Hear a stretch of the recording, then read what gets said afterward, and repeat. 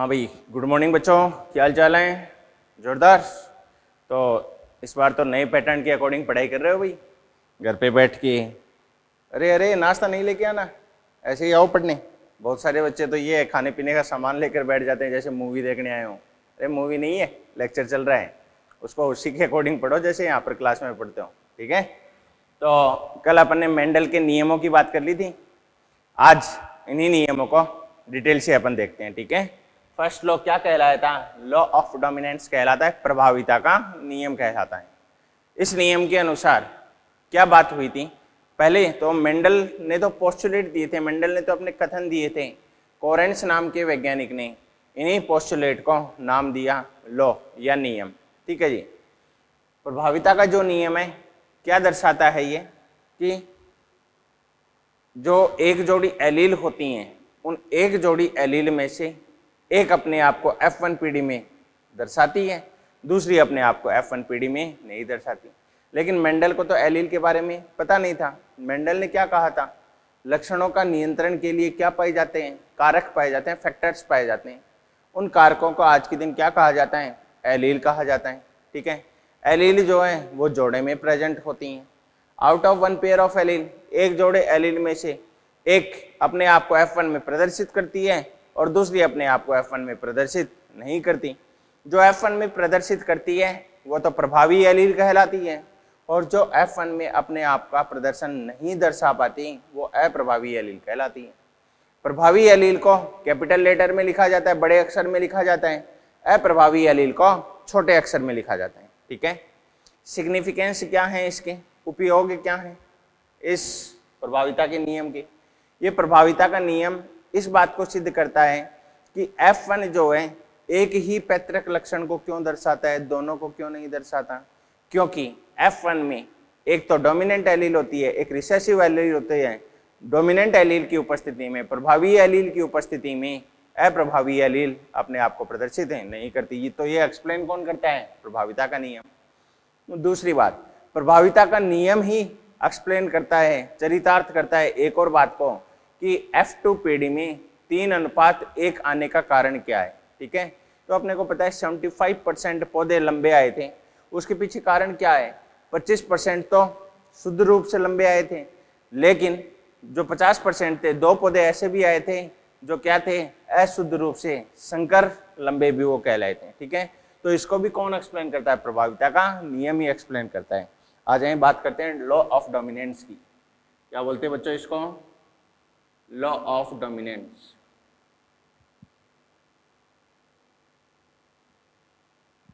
ठीक है, क्या बताता है प्रभाविता का नियम? मेंडल तो कारकों की बात करता है, लक्षणों का नियंत्रण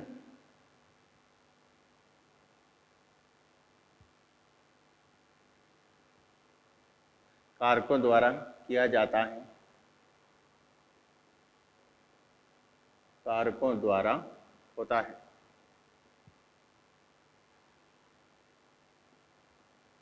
इन कारकों को क्या कहते हैं? एलील कहा जाता है।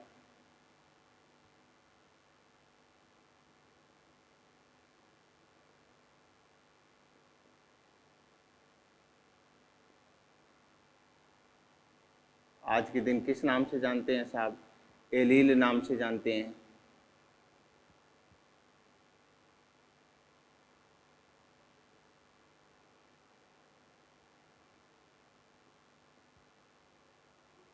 ठीक है जी, एलील जोड़े में पाई जाती हैं।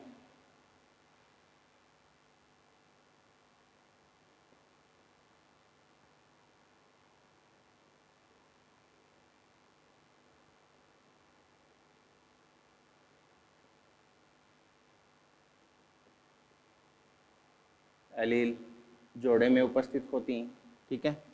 एक जोड़ी एलील में से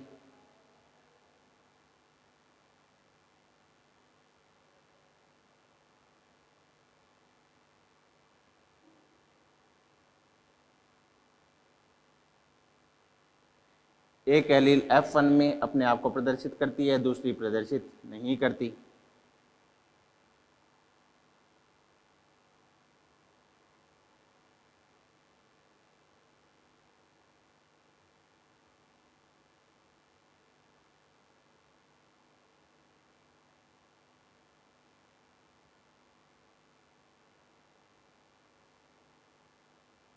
दर्शाती है दूसरी एलील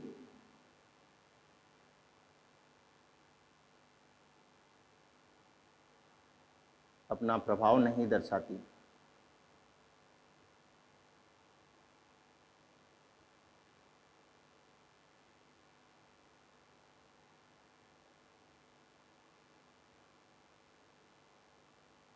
ठीक है जी, जो अपना प्रभाव दर्शाती है ये तो प्रभावी एलील कहलाती है, डोमिनेंट एलील कहलाती है, प्रभावी एलील। और जो नहीं दर्शाती वो अप्रभावी एलील कहलाती है।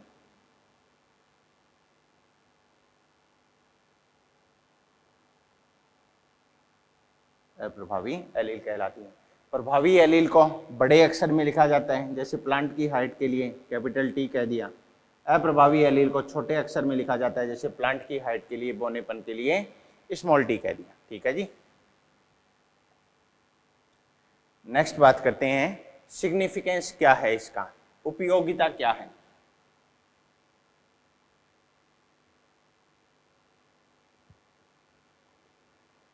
सिग्निफिकेंस बोलो या उपयोगिता बोलो ऑफ लॉ ऑफ डोमिनेंस।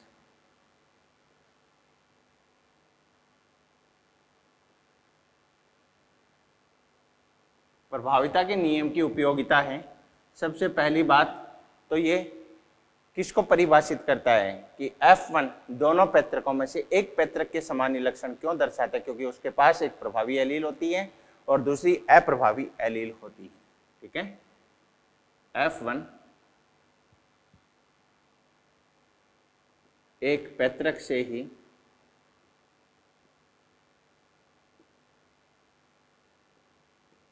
समानता दर्शाता है।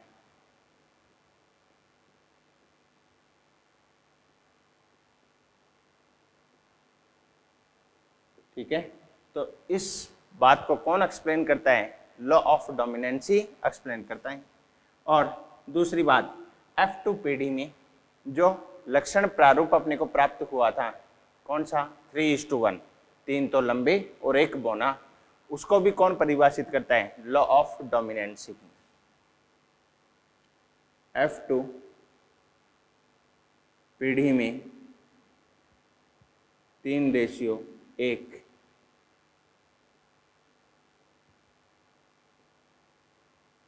अनुपात को परिभाषित करता है।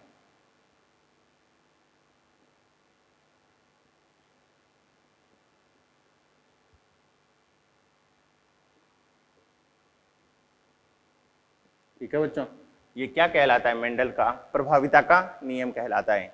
अब मैं आपसे पूछूं, बताइए अपवाद क्या है प्रभाविता के नियम की। प्रभाविता का नियम तो यही तो कह रहा है कि एक पेरेंट कैसा था, कैपिटल टी, दूसरा कैसा था, स्मॉल टी। F1 कैसा बना, capital T small T. F1 में ये लंबा बना है, इसका मतलब इसके समान फिनोटाइप ये दर्शा रहा है। तो F1 एक पैतृक से ही समानता क्यों दर्शाता है, क्योंकि इसके पास एक तो क्या है, डोमिनेंट, एक क्या है, रिसेसिव। तो डोमिनेंट अपने आप को प्रदर्शित करेगी, अप्रभावी अपने आप को प्रदर्शित नहीं करेगी। इसकी जब अपन ने क्या करवा दी, सेल्फिंग करवा दी, तो पौधे कौन कौन से आ गए, होमोजाइगस टी वाला आ गया, कैपिटल टी वाला, हेट्रोजाइगस आ गया, 2 प्लांट ऐसे आ गए, और एक प्लांट कैसे आ गया, रिसेसिव प्रकार का आ गया। तो F2 पीढ़ी में ये जो 3 लंबे आए हैं, इन 3 लंबे को भी कौन परिभाषित करता है, लॉ ऑफ डोमिनेंस। क्योंकि ये लंबा क्यों बना है, क्योंकि कैपिटल टी स्मॉल टी के ऊपर क्या है, प्रभावी होता है। ठीक है, बड़ा जो टी है वो छोटे टी के ऊपर अपना प्रभाव दर्शाता है।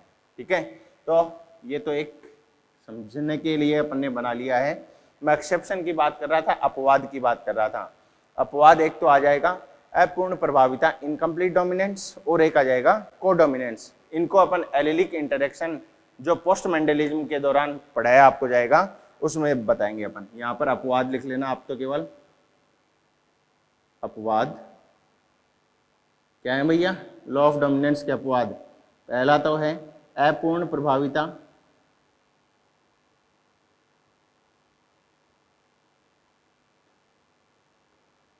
और दूसरी कौन सी है, सह प्रभाविता।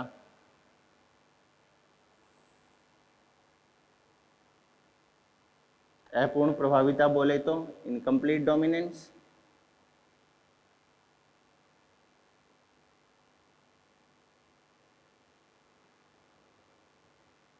और सह प्रभाविता बोलेंगे तो कोडोमिनेंस।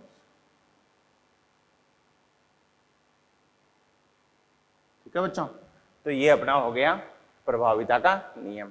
इसको नोट डाउन करें, इसके बाद विसंयोजन के नियम की बात करते हैं। नोट डाउन करें बच्चों इसको प्लीज। कर लिया, मिटाऊं? नोट डाउन करने का मतलब वीडियो को पॉज करना है फिर लिखना है।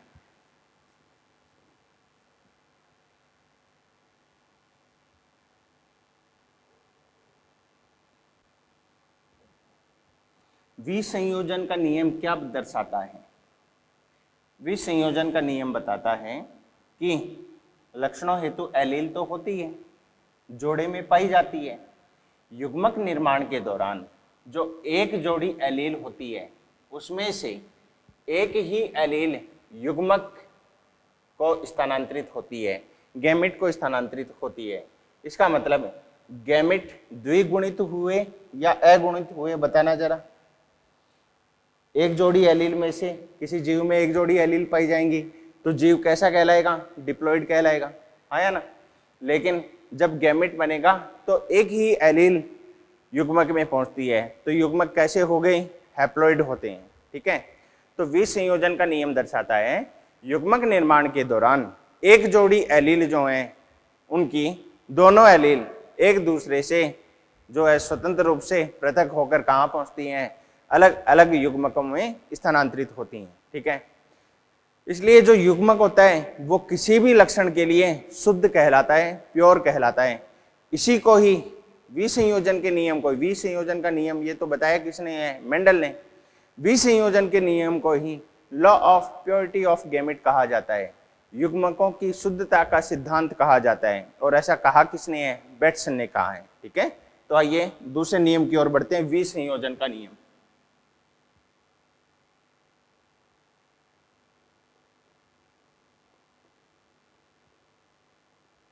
विसंयोजन का नियम लॉ ऑफ सेग्रीगेशन कहा जाता है बच्चों। इसको क्या बोलते हैं, लॉ ऑफ सेग्रीगेशन।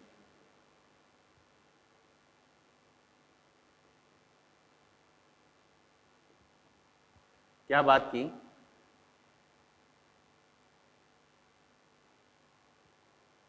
युग्मक निर्माण के दौरान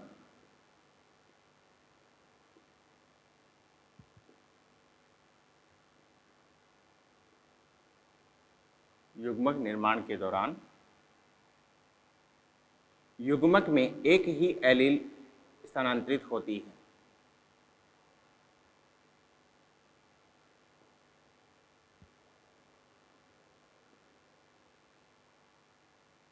एक ही एलील स्थानांतरित होती है।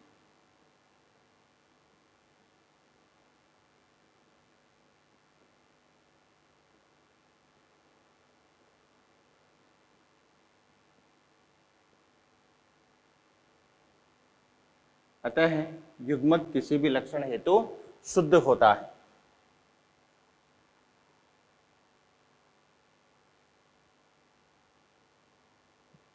युग्मक किसी भी लक्षण हेतु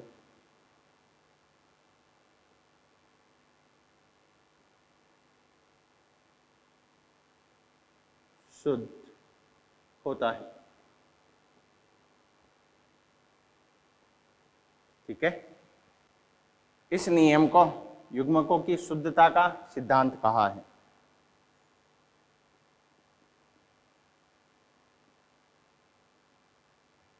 इस नियम को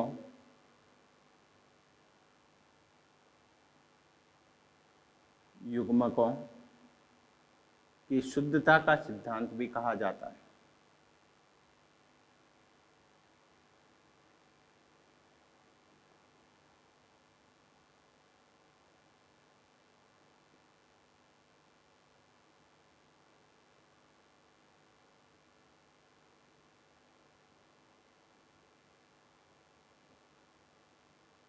क्या बोलते हैं इसको, law of purity of gamete.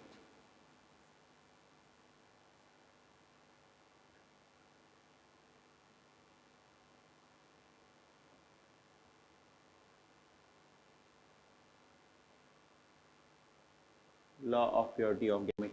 और ऐसा कहा किन्होंने है, बेटसन के द्वारा ये बात कही गई है।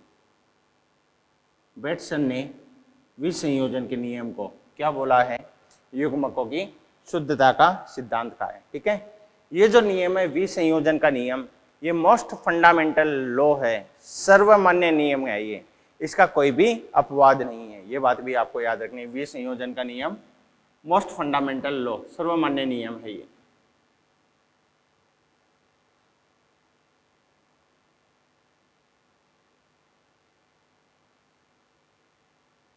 सर्वमान्य नियम है, कोई भी अपवाद नहीं है।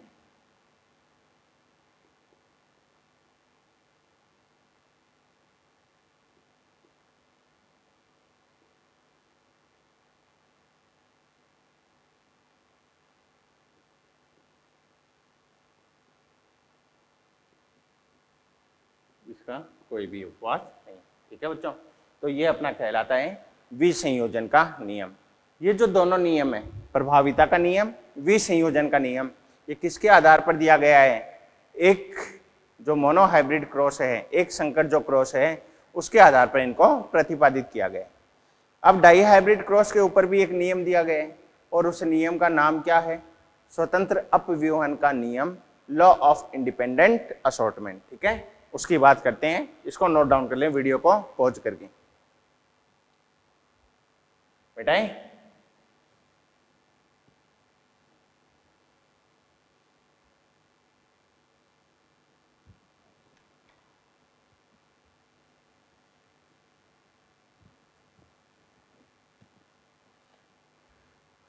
अगला नियम है बच्चों अपना तीसरा, लॉ ऑफ इंडिपेंडेंट असॉर्टमेंट, स्वतंत्र अपव्यूहन का नियम।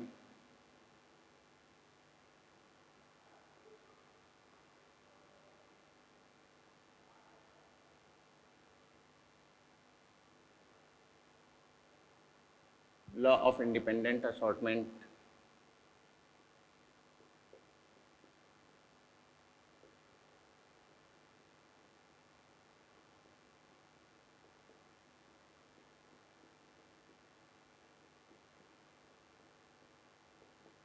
ठीक है। स्वतंत्र अपव्यूहन का जो नियम है क्या बताता है ये, एक चीज सुने आप, जैसे डाई हाइब्रिड में क्या बना था, आर आर वाई वाई, यही तो बना था। तो स्वतंत्र अपव्यूहन का नियम कहता है ये जरूरी नहीं है ये कैपिटल आर हमेशा कैपिटल वाई के साथ ही जाए। कैपिटल आर भैया किसके साथ जा सकता है, स्मॉल वाई के साथ भी जा सकता है।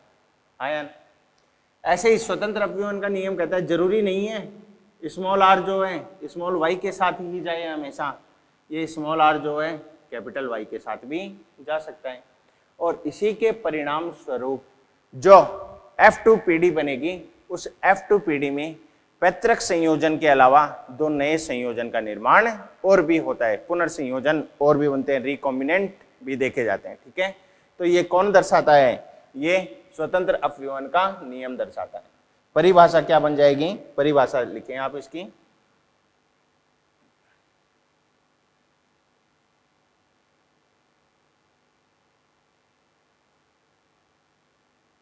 दो लक्षणों हेतु उत्तरदायी एलील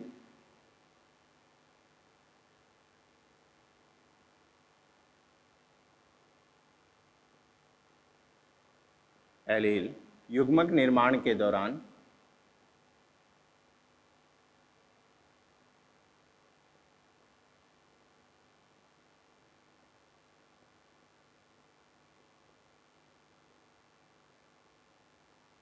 दो लक्षणों हेतु उत्तरदायी एलील की मैं बात कर रहा हूं, दो लक्षणों की बात कर लूं या दो जोड़ी विशेषकों की बात कर लूं, क्योंकि एक लक्षण के एक जोड़ी विशेषक होते हैं। जैसे पौधे की लंबाई, तो एक जोड़ी विशेषक कौन सा हो गया, लंबा पौधा, बोना पौधा, आया ना।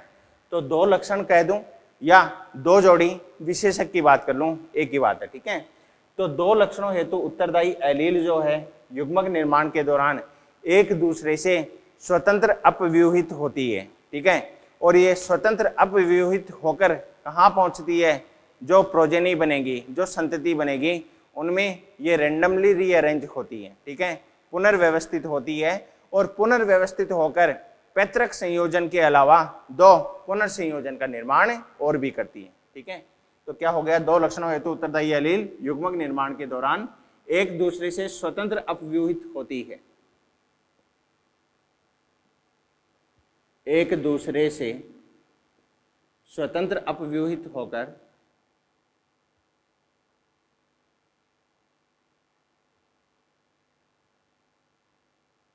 स्वतंत्र अपव्यूहित होकर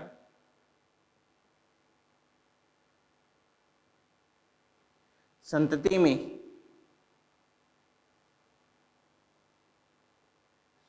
में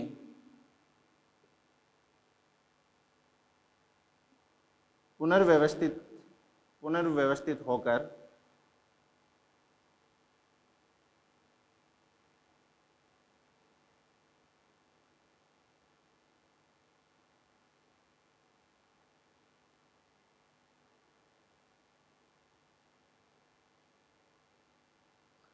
पैतृक संयोजन के अलावा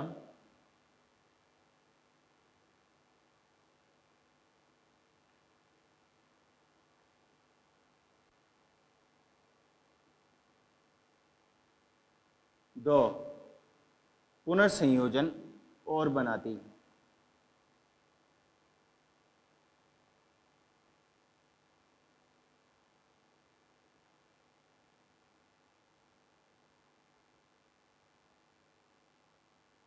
पुनर्संयोजन का निर्माण भी करती है, ठीक है बच्चों। तो ये नियम क्या कहलाता है, स्वतंत्र अपव्यूहन का नियम कहलाता है। और इसको एक्सप्लेन करने के लिए अपन ने कहा ही था आर आर वाई वाई है, तो ये कैसे कैसे गैमेट बनाएगा, कैपिटल आर कैपिटल वाई बनाएगा, कैपिटल आर स्मॉल वाई बनाएगा, ठीक है, स्मॉल आर कैपिटल वाई बनाएगा, स्मॉल आर स्मॉल वाई बनाएगा। ये जो गैमेट हैं, ठीक है, ऐसे ही गैमेट दूसरे पैतृक के भी होंगे, वो आपस में मिलकर तो पैतृक संयोजन बनाएंगे। लेकिन ये जो बीच वाले गैमेट आपको दिखाई दे रहे हैं, इसी प्रकार के जो दूसरे गैमेट होंगे, दूसरे पैतृक के जो युग्मक होंगे, वो आपस में कंबाइन होकर पुनर्संयोजन का निर्माण करेंगे, ठीक है।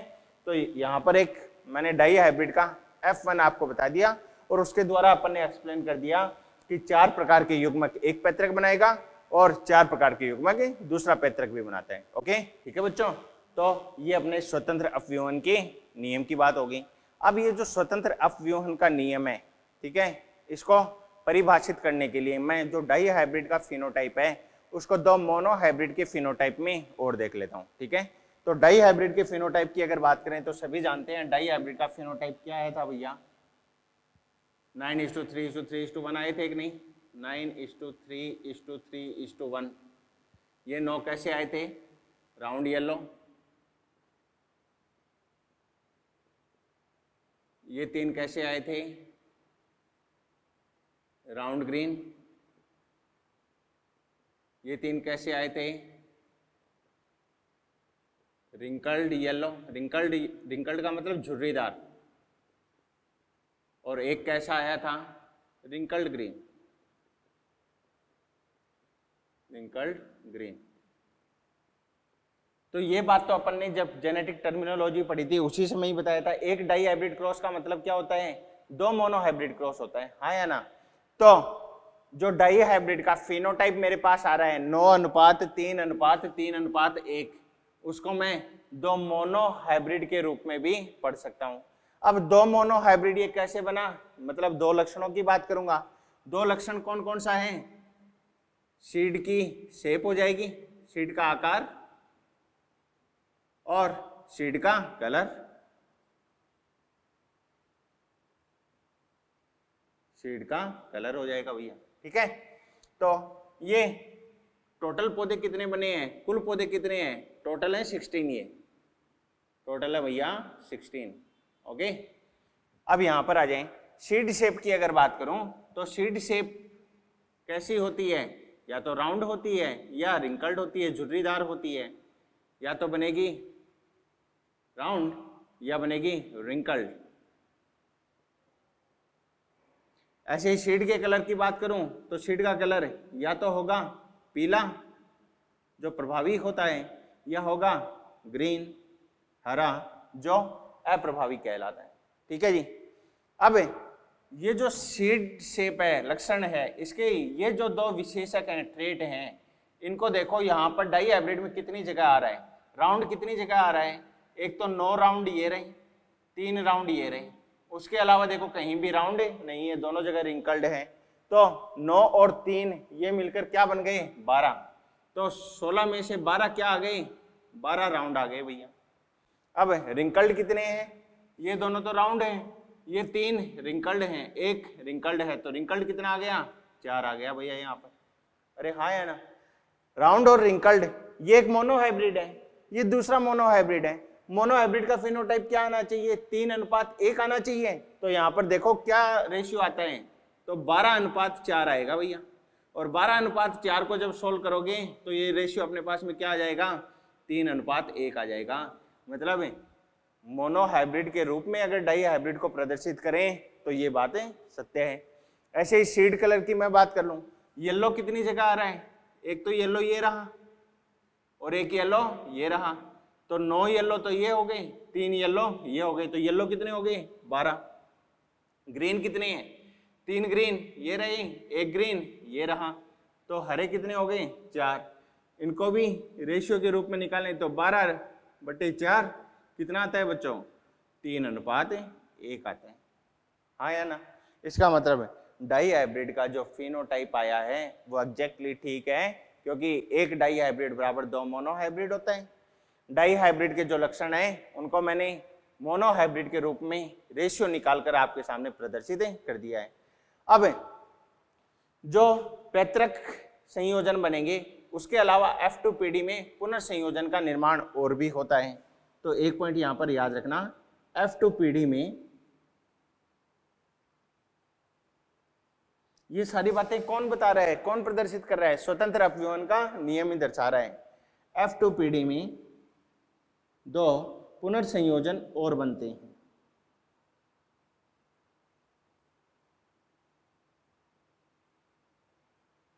दो पुनर्संयोजन भी बनते हैं।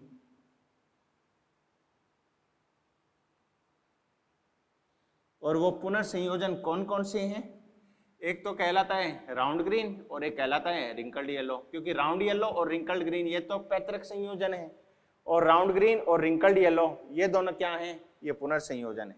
एक तो कहलाता है राउंड ग्रीन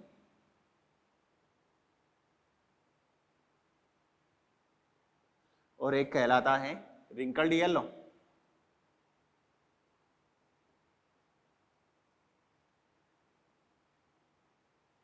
ठीक है बच्चों।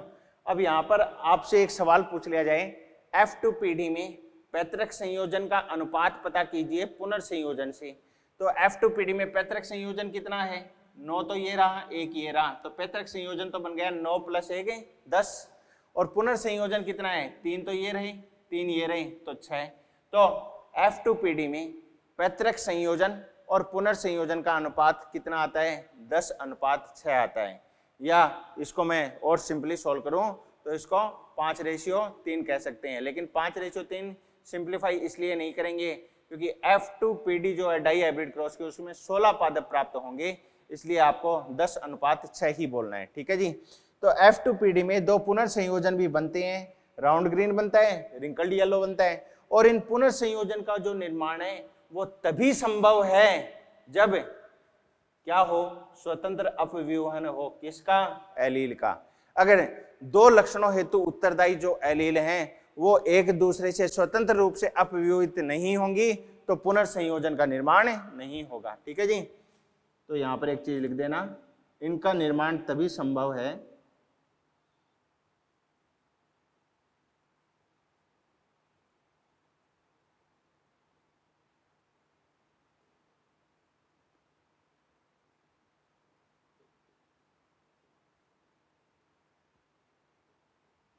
जब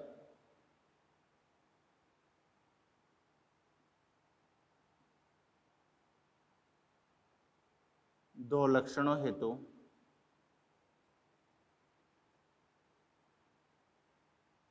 उत्तरदायी एलील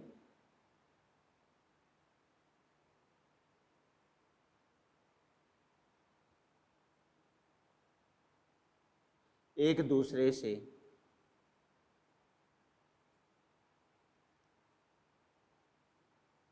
स्वतंत्र रूप से अपव्यूहित होती हूं।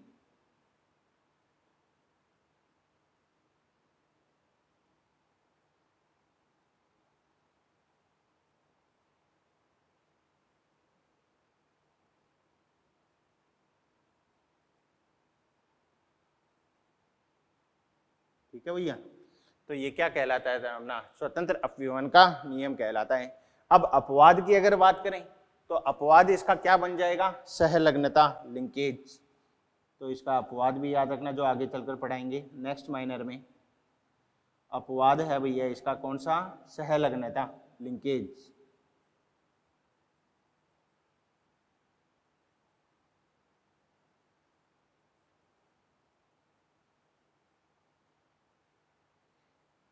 लिंकेज को आगे चलकर परिभाषित करेंगे एक सिंगल लाइन के रूप में। यहां पर मैं बता देता हूं सहलग्नता क्या होती है। एक गुणसूत्र पर जो है वो सैकड़ों जीन उपस्थित होती हैं, ठीक है, और इन जीन की वो व्यवस्था या वो कैपेबिलिटी या वो क्षमता जिसके कारण दो जीन एक दूसरे के साथ ही वंशागत होती हैं, अगली पीढ़ी में पहुंचती हैं, वो एक दूसरे से अलग अलग नहीं हो पाती, नेक्स्ट जनरेशन में एक साथ ही दोनों जो है स्थानांतरित होती हैं। तो ये क्षमता इन जीनों की क्या कहलाती है, एक साथ स्थानांतरण होने की सहलग्नता कहलाती है, लिंकेज कहलाती है। ठीक है, तो ये अपना स्वतंत्र अपव्यूहन का नियम हो गया, इसको नोट डाउन करें। इसके बाद अपन लिमिटेशन की ओर बढ़ते हैं कि मेंडल के जो नियम है उनकी लिमिटेशन क्या है, वो कहाँ एप्लीकेबल नहीं होंगी, इसको नोट डाउन करें पहले। हाँ तो बच्चों लिमिटेशन ऑफ मेंडलिज्म की बात करते हैं, मेंडलवाद की सीमाएं क्या हैं उनके ऊपर गौर करते हैं। नंबर 1, युग्मित कारकों की धारणा, idea of paired factor. Paired factor का आइडिया क्या कहता है, प्रत्येक विशेषक दो एलील द्वारा नियंत्रित होता है। कोई भी लक्षण अगर प्रदर्शित होगा, लक्षण का प्रदर्शन रूप क्या कहलाता है, विशेषक कहलाता है, ट्रेट कहलाता है, सभी जानते हैं। तो किसी जीव में कोई भी ट्रेट अपने आप को प्रदर्शित करेगा तो उसके लिए एक जोड़ी एलील की आवश्यकता होती है। ठीक है, तो ये सर्वमान्य नहीं है। एग्जाम्पल के रूप में आप देखें, प्लियोट्रोपिक जीन एग्जाम्पल बन जाएगा इसका। एकल जीन या एकल जीन उत्पाद, कोई एक सिंगल जीन या सिंगल जीन का जो प्रोडक्ट बनेगा एक से अधिक प्रभाव दर्शा सकता है। यहाँ पर तो क्या बोला है, एक जीन एक ही प्रभाव दर्शाएगी, लेकिन एक जीन एक से ज्यादा प्रभाव भी दर्शा सकती है। उदाहरण के रूप में मटर बीजों में मंड संश्लेषण का नियंत्रण। ठीक है, तो मटर के जो बीज होते हैं उसमें मंड संश्लेषण के लिए दो एलील पाई जाती हैं, एक सिंगल जीन होती है, एक सिंगल जीन की दो एलील पाई जाती हैं। ठीक है जी, अब ये जो दो एलील हैं, एक कैपिटल बी कहलाती है, एक स्मॉल बी कहलाती है। कैपिटल बी जो होती है वो तो प्रभावी रूप से मंड का संश्लेषण करती है, ठीक है, और स्मॉल बी जो होती है वो कम कुशल रूप से या अप्रभावी रूप से मंड का संश्लेषण दर्शाती है। मंड का संश्लेषण कम होगा, स्टार्च का फॉर्मेशन कम होगा। तो ऐसी स्थिति में यहाँ पर देखें एकल जीन द्वारा नियंत्रित होता है, ये दो एलील होते हैं इसके, कैपिटल बी और स्मॉल बी। अगर कैपिटल बी इस प्रकार का जीनोटाइप है, इसका मतलब है कुशल रूप से मंड का संश्लेषण होगा, यहाँ पर स्टार्च का सिंथेसिस जो है ज्यादा होगा, और परिपक्व होने पर ये जो बीज होंगे ये बड़े आकार के बनेंगे, विशाल बनेंगे। ठीक है, इनको अपन गोल बीज कहेंगे। विशाल मंडकण परिपक्वन के पश्चात कौन से बीज बनाते हैं, ये गोल बीज के रूप में परिवर्तित हो जाते हैं। अगर जीनोटाइप कैसा हो, स्मॉल बी ये दोनों एलील आ जाए, तो इसके लिए मैंने कहा था कैपिटल बी तो ज्यादा कुशल है मंड संश्लेषण में, स्मॉल बी कम कुशल होती है, थोड़ा ही मंड का संश्लेषण कर पाती है, मंड संश्लेषण कम कुशल होता है, अर्थात कैसे होंगे ये बीज, छोटे मंडकण कहलाएंगे, और परिपक्वन के पश्चात ये बीज कैसे हो जाएंगे, झुर्रीदार हो जाते हैं, रिंकल्ड हो जाते हैं। ओके, ऐसी ही एक तीसरी स्थिति विषम युग्मजी कैपिटल बी स्मॉल बी भी बनेगा। अब ऐसा रूप बनेगा तो कैपिटल बी तो प्रभावी रूप से मंड संश्लेषण करेगा, स्मॉल बी कम कुशल रूप से मंड का संश्लेषण करेगा। इसका मतलब है जितना मंड संश्लेषण यहां हो रहा था कैपिटल बी में, उतना मंड का संश्लेषण कैपिटल बी और स्मॉल बी में नहीं हो पाएगा। ठीक है जी। तो ये जो बीज होंगे ये कैसे होंगे, मझोले आकार के होते हैं, बीज के आकार के होते हैं। अरे क्लियर हो गई बात। इसका मतलब है अगर मैं मटर के बीज का फिनोटाइप कौन सा लूं, बीज का आकार अगर लिया जाता है तो बीज का आकार बड़ा बन रहा है, झुर्रीदार बन रहा है, मझोले आकार का बन रहा है। 3 फिनोटाइप आ रहे हैं भैया यहाँ पर। ठीक है। इसका मतलब हेटेरोजाइगस जो केस है वो इन दोनों के बीच का ही तो आ रहा है, और कोई भी पैतृकों के बीच का लक्षण अगर आता है तो इसको अपूर्ण प्रभाविता कहा जाता है। आगे चलकर अपूर्ण प्रभाविता में वापस इस बात को प्रदर्शित किया जाएगा, वापस इस बात को बताया जाएगा, क्योंकि ये तो कैसा बड़े बीज, ये कैसा छोटे बीज, और ये कैसा बीज के बीज। तो मटर पौधे के कौन से लक्षण प्रारूप को आप लो, बीज के आकार की अगर मैं बात करूं तो बीज के आकार की अगर बात की जाती है तो यहां पर अपूर्ण प्रभाविता दर्शाई जाती है। अरे बोलो भाई। तो ये तो बात होगी अपनी युग्मित कारकों की धारणा जो है वो सभी जगह एप्लीकेबल नहीं है। प्लियोट्रोपिक जीन एग्जाम्पल वो एक्सेप्शन के रूप में बनती है। ऐसे ही बहु एलील जो है वहां भी युग्मित कारकों की धारणा जो है वो एप्लीकेबल नहीं होगी। मल्टीपल एलील क्या कहती है, 2 से अधिक एलील जो है एक ही लक्षण का नियंत्रण करती है। ये तो क्या कहता है, एक लक्षण के नियंत्रण के लिए एक जोड़ी एलील की आवश्यकता होती है, लेकिन बहु एलीलता क्या दर्शाती है कि एक लक्षण का नियंत्रण 2 से अधिक एलील के द्वारा किया जाता है। इसका उदाहरण जो है वो आप याद रख लेना, आगे चलकर वापस एक्सप्लेन करेंगे इसको अपन। रक्त समूह है, ब्लड ग्रुप, ब्लड ग्रुप कितनी एलील द्वारा नियंत्रित है, 3 एलील द्वारा नियंत्रित होता है। 3 एलील द्वारा नियंत्रित। कौन कौन सी होती हैं, एक कहलाती है IA, एक कहलाती है IB, और एक कहलाती है I0 कह दो या स्मॉल I कह दो, एक ही बात है। ठीक है। तो लक्षण तो एक ही है, रक्त समूह का प्रकार, लेकिन कितनी एलील के द्वारा नियंत्रित है, 3 एलील के द्वारा नियंत्रित है। कौन से जीनोटाइप पर कौन सा ब्लड ग्रुप आता है ये अपन आगे चलकर पढ़ेंगे जब एलिलिक इंटरेक्शन की बात की जाएगी। ठीक है जी। तो ये अपनी बात होगी मेंडलवाद की सीमाओं की। अब अपन न्यूमेरिकल पोर्शन की ओर आते हैं, उससे पहले कुछ एक ट्रिक्स हैं जो नोट लगाकर आप याद रख लें। ठीक है। इसको वीडियो को पॉज करके नोट डाउन करें, मिटा रहा हूं इसको भैया मैं। ठीक है।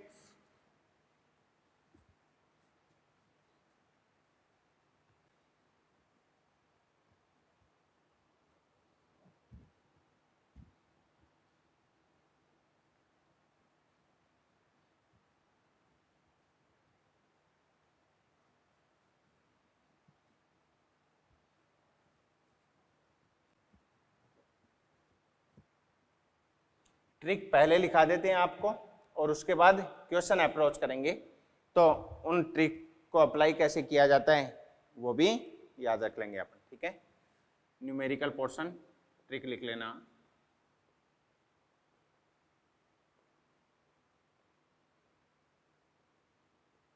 ठीक है। सबसे पहले बात करेंगे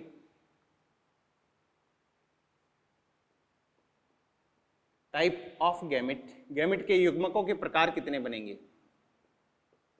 कोई भी जीनोटाइप आपको दे दिया जाएगा और उस जीनोटाइप के आधार पर आपको युग्मकों का प्रकार निकालना होगा। तो टाइप ऑफ गैमेट के लिए फॉर्मूला लगता है भैया 2 की पावर n। ओके, n अभी बताएंगे क्या है। नंबर 2 टाइप ऑफ फिनोटाइप, लक्षण प्रारूप के प्रकार अगर पूछे तो भी फॉर्मूला लगेगा 2 की power n। Number 3 type of genotype,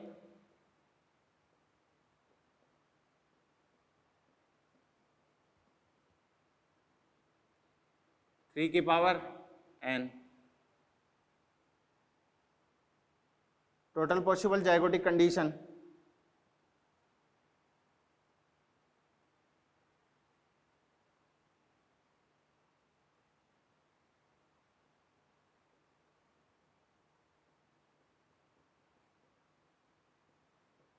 इसको एक्चुअल में गैमेट का स्क्वायर किया जाता है, जितने गैमेट बनेंगे फिनोटाइप, जितने गैमेट बनेंगे उसका और स्क्वायर कर दो, या डायरेक्ट भी जाइगोटिक कंडीशन के लिए डायरेक्ट भी याद रख लेना 4 की पावर n फॉर्मूला आपको याद रखना है कि जाइगोटिक स्थितियां कितनी बनती हैं, टोटल कितनी बनती है, ये इसके लिए फॉर्मूला 4 की पावर n। अब यहाँ पर n क्या है, तो n के लिए याद रखना विषम युग्मजीयों की संख्या होती है। विषम युग्मजी कितने होते हैं जीनोटाइप में, उससे अपने को क्या पता लग जाता है, n पता लग जाता है। तो n क्या हो गया, नंबर ऑफ हेटेरोजाइगोट।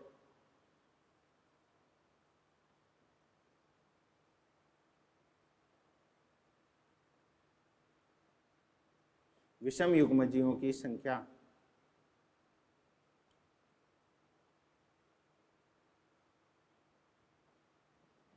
विषम युग्मजी की संख्या। ठीक है बच्चों, तो ये फॉर्मूले हैं, इनको अप्लाई कैसे करना है वो अप्लाई करने का तरीका भी अभी बता देते हैं। ठीक है, इसके अलावा एक आपको ये और याद रखना है कि मोनोहाइब्रिड क्रॉस की बात करो चाहे डाई हाइब्रिड क्रॉस की बात करो, जो क्रॉस में आगे बढ़ते चले जाएंगे, F1 पीढ़ी से F2 में आएंगे, F3 में आएंगे, F4 में आएंगे, तो जो पीढ़ियां बढ़ती चली जाएंगी उस समय समयुग्मजी अवस्था और विषम युग्मजी अवस्था के प्रतिशत पर क्या क्या प्रभाव होगा। ठीक है, तो उसको भी एक ट्रिक के रूप में याद रख लेना, नोट लगा के लिख लेना कि पीढ़ी बढ़ने से समयुग्मजता बढ़ती है या विषम युग्मजता बढ़ती है, कौन तो बढ़ता है इनमें और कौन जो है वो घट जाता है। तो इसके लिए पहले तो आप एक क्रॉस याद रखें, वो क्रॉस कौन सा है, capital T small T, mono hybrid ले लो सबसे सिंपल। F1 क्या बना था, कैपिटल टी स्मॉल टी। अरे प्रथम पीढ़ी कैसी बनी थी, हेटेरोजाइगस बनी थी। अब अगर मैं F1 जनरेशन में हेटेरोजाइगस की बात करूं तो सारे के सारे ही हेटेरोजाइगस हैं, 100% कैसे हैं, हेटेरोजाइगस हैं। और यहाँ होमोजाइगस समयुग्मजता की अगर बात करूं तो होमोजाइगोसिटी कितनी है, यहाँ पर 0% हो जाएगी भैया। ये तो हो रही है होमोजाइगोसिटी और ये बात हो रही है हेटेरोजाइगोसिटी की। बोलो जी, अब अपन ने क्या किया, F1 पीढ़ी से F2 पीढ़ी प्राप्त करनी है, तो इस प्लांट का अपन ने सेल्फिंग करवाई, ऐसे ही पौधे के साथ में क्रॉस करवाया, और F2 पीढ़ी में अपने पास पौधे कौन से आए, एक तो आया ये वाला, दो आए कैपिटल टी स्मॉल टी वाले, और एक आता है स्मॉल टी वाला, आया ना। तो इसमें ये होमोजाइगस है, ये होमोजाइगस है, बोलो जी, लेकिन ये कैसा है, हेटेरोजाइगस है। F1 पीढ़ी में हेटेरोजाइगस 100% था, लेकिन F2 पीढ़ी में हेटेरोजाइगस 4 में से 2 है। इसका मतलब है 100% से F2 पीढ़ी में हेटेरोजाइगोसिटी कितनी आ गई, 50% आ गई, और बाकी 50% ये दोनों क्या हैं, समयुग्मजता है, होमोजाइगोसिटी है। होमोजाइगोसिटी जो F1 में कितनी थी, 0%, और अब कैसी हो गई, वो 50% हो गई भैया। ये होमोजाइगोसिटी की बात चलेगी भैया इधर, कोई दिक्कत है क्या, कोई दिक्कत नहीं। अब F2 से F3 पीढ़ी की मैं बात करूं तो F3 पीढ़ी की अगर बात करें तो ये जो F2 पीढ़ी का समयुग्मजी जो लंबा पौधा है, इसका क्रॉस सेल्फिंग में करवाता हूं ऐसे ही पौधे के साथ में, तो सारे के सारे मेरे को तो लंबे ही प्राप्त होंगे। ऐसे पौधे का क्रॉस ऐसे के साथ ही करवाता हूं, सेल्फिंग करवाता हूं, तो सारे ही बोने प्राप्त होंगे। इसका मतलब ये तो पक्की बात है कि F2 से F3 पीढ़ी में आएंगे तो इन दोनों की वजह से जो 50% बना था होमोजाइगोसिटी F2 पीढ़ी में, वो 50% F3 में तो रहेगी, निश्चित रूप से रहेगी। अब इसकी वजह से ये जो प्लांट हैं, इनकी सेल्फिंग करवाएं कैपिटल टी स्मॉल टी के साथ में, तो वापस अनुपात क्या बनेगा, एक पौधा तो ऐसा बनेगा, दो पौधे जो हैं वो कैसे बनेंगे, कैपिटल टी स्मॉल टी, और एक पौधा कैसा बनेगा, स्मॉल टी। इसका मतलब है ये जो यहाँ पर कैपिटल टी आएगा, स्मॉल टी आएगा, ये ऐसा कैसा आ जाएगा यहाँ पर, तो ये दोनों मिलकर तो क्या बना रहे हैं, 50% तो बनाएंगे ही बनाएंगे। लेकिन यहाँ पर आप देखें जो रिमेनिंग 50% बचा है, उस 50% में से फिर से आधा कैसा हो गया, हेटेरोजाइगस हो गया। इसका मतलब है 50% का 50% कितना होता है, 25 होता है भैया। यहाँ कितना आया था, F2 पीढ़ी में हेटेरोजाइगोसिटी 50 आई थी, लेकिन यहाँ F3 पीढ़ी में हेटेरोजाइगोसिटी कितनी आ गई, 25 आ गई। इसका मतलब है सेल्फिंग करवाने पर, स्वयं संकरण करवाने पर हेटेरोजाइगोसिटी तो घटती चली जाती है और होमोजाइगोसिटी बढ़ती चली जाती है। ठीक है, इसको फेयर करके और लिख देता हूं मैं। तो ये क्रॉस समझ में आ गया होगा आपकी। इस प्रकार F1 से F2, F3 से F4 कैसे बनानी है। याद रखना होमोजाइगोसिटी हेट्रोजाइगोसिटी पीडीओ में बात करेंगे, पैतृकों में बात नहीं की जाएगी। ठीक है जी। तो F1 जनरेशन,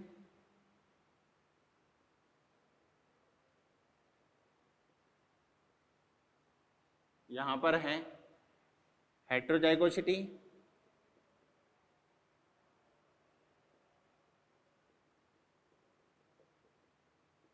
यहां पर है होमोजाइगोसिटी।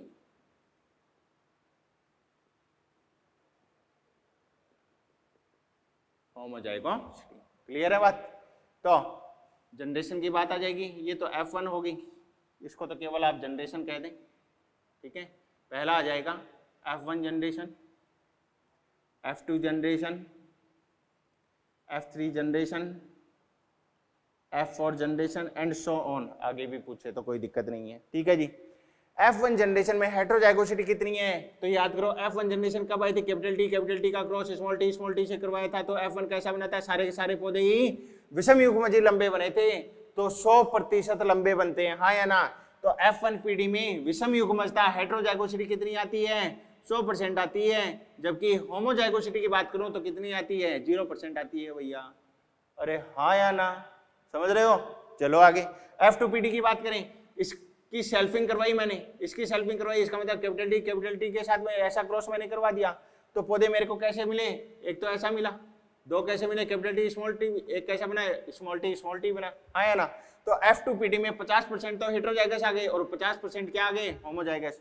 तो F2 पीढ़ी में हेट्रोजाइगोसिटी 100 से घटकर कितनी हो गई, 50% हो गई। लेकिन होमोजाइगोसिटी जो 0% थी F1 में, वो F2 में होमोजाइगोसिटी एक तो ये रही, एक ये रही, 4 में से 2 पौधों में आ रहा है। इसका मतलब है यहां भी ये 50% हो जाती है। तो सेल्फिंग करवाने पर, स्वयं संकरण करवाने पर हेट्रोजाइगोसिटी तो घटती चली जाती है, होमोजाइगोसिटी बढ़ती चली जाती है।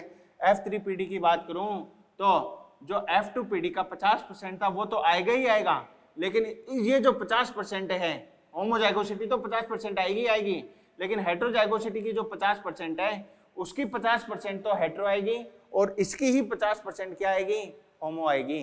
तो 50 का 50% 25 होता है, तो 25% होमो आ रही है, 25% हेट्रो आ रही है। होमो का 25% इसके साथ में जोड़ दो, ये कितना बन जाएगा, 75 बन जाता है। तो F3 पीढ़ी में हेट्रोजाइगोसिटी घट रही है ना लगातार, तो ये तो हो गया 50%।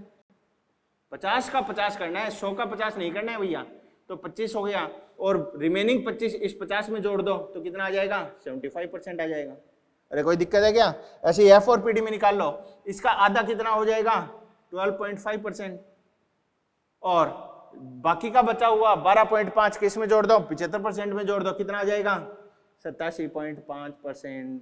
अब यहां से डायरेक्ट सवाल पूछ लिया जाता है कि सेल्फिंग लगातार करवाई जा रही है, बताइए F4 पीढ़ी में समयुग्मजता और विषमयुग्मजता का प्रतिशत कितना आता है। F4 पीढ़ी में समयुग्मजता कितनी आती है, 87.5 आती है, और हेट्रोजाइगोसिटी विषमयुग्मजता कितनी आती है, 12.5% आती है। तो नोट लगा के एक बात यहां पर लिख लेंगे, कौन सी बात है, कि सेल्फिंग करवाने पर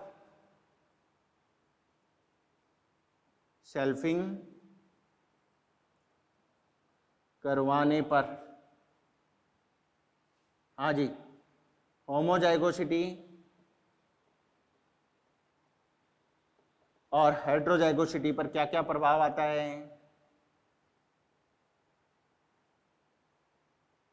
होमोजाइगोसिटी तो बढ़ती है या घटती है, बढ़ती है भैया, और हेट्रोजाइगोसिटी सेल्फिंग करवाने पर लगातार घटती चली जाती है। अरे ठीक है भाई, तो ये अपना आज का लेक्चर जो है लेक्चर नंबर 6 ये कंप्लीट होता है।